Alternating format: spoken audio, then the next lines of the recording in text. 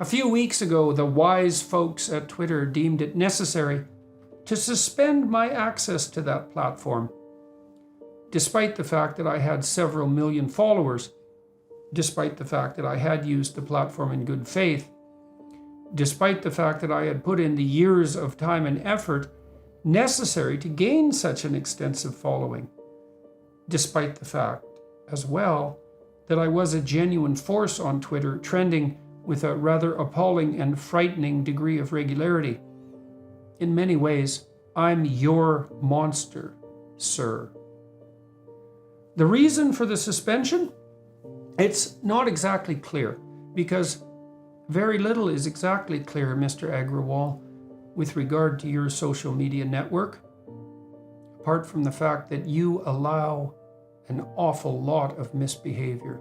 What with the appalling proliferation of anonymous and near-demonic trolls and bots, and professional manipulation of the public space by actors such as the Russian and Chinese governments, and the proclivity of your own people to censor only those voices they don't agree with politically.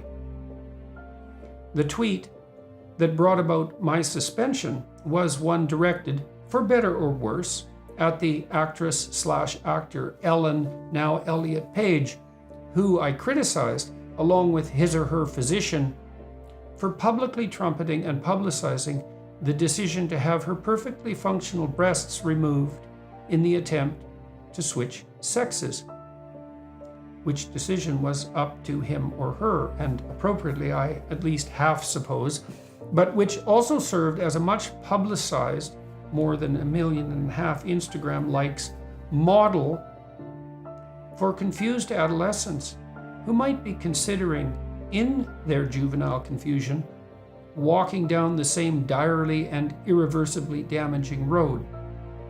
I don't think for a moment that it was even the criticism per se that resulted in my ban, but my use of Ellen's original name, a practice which the exceptionally active, yet exceptionally tiny and noisy and endlessly troublesome trans activist so-called community has decided to term dead naming, and which has in consequence become, by their anarchic and presumptuous fiat, the modern equivalent of a mortal sin. But I don't know, do I? Because your idiot policies of arbitrary exclusion are unbelievably and appallingly ill-defined. Thus, I am not granted the opportunity to face my accuser or accusers. Is there just one? Are there many? Who are they exactly? Are they inside or outside of Twitter? Why have they been granted this decision-making power? And I continue not to know, even though I followed your equally ill-defined and parameterized appeal process with regard to this censorious and judgmental action, undertaken in the shadowy background of your equally shadowy company, as I have yet to hear anything at all from the powers that be at Twitter on that appeal front. But I know absolutely that you know personally of my suspension, and that you have been questioned about that, because I have been told by a very good and exceedingly influential friend of mine who spoke directly to you very recently, that he asked you just exactly what in hell you were thinking when you banned me. And I also have heard that an equally or even more influential person, with whom you have also recently had very public dealings, which did not turn out well for your company, has raised exactly the same concerns. And I also know that your demented and presumptuous minions have their eagle eye on my account, or that a coterie of influential activists is monitoring my online behavior on Twitter assiduously, despite my banning. How exactly have I come by this information? Well, 2 days ago, I deleted the Ellen Page tweet. Why? When I said quite publicly that I would rather die than do so. Well, I needed to do some house cleaning on my account in relationship to some other tweets I had posted many months ago. A relatively minor matter, but one that became a somewhat pressing practical necessity. Afterward, I reposted a screenshot of the page tweet, stating that I was obliged to do so as I had given my word that I would not delete it, despite my suspension and the attempt at public shaming that suspension hypothetically constituted. And bingo! Within hours, I was banned again. So your staff can act pretty damn fast when it comes to registering and reacting to my hypothetical misbehavior, but are pretty darn slow when it comes to, say, responding in any manner whatsoever to the appeal I submitted, objecting to the ban, or at least raising questions about its rationale. Now, those opposed to my views, and indeed the fact of my very existence, might object, and do so frequently and vociferously on your hellhole of a platform.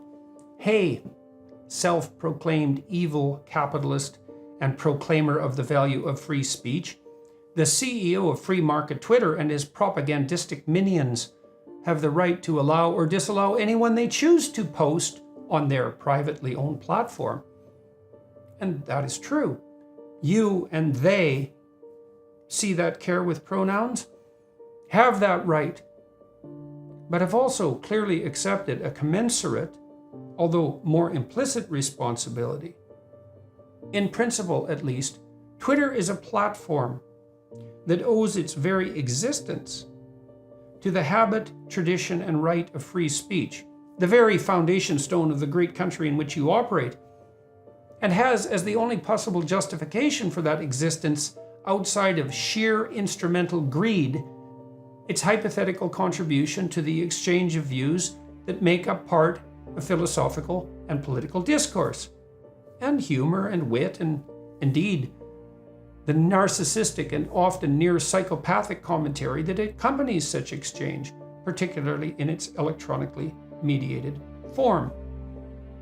And I would say that your company does a remarkably and singularly bad job of bearing that responsibility, as your former security lead has just fortuitously pointed out in an interview in Time magazine, which is not exactly a bastion of the conservative or even classic liberal thought that you seem to oppose so randomly, arbitrarily, casually, high-handedly, and inappropriately. Peter Zatko, your former security lead, has painted, in the words of that same Time magazine, quote, a damning portrait of a company in crisis. In an 84-page complaint to federal regulatory agencies and the Department of Justice, which was first reported by the Washington Post and CNN, and which Time obtained from a congressional source, he describes Twitter as crippled by rudderless and dishonest leadership, beset by egregious privacy and security flaws, tainted by foreign influence, a danger to national security, and susceptible even to total collapse.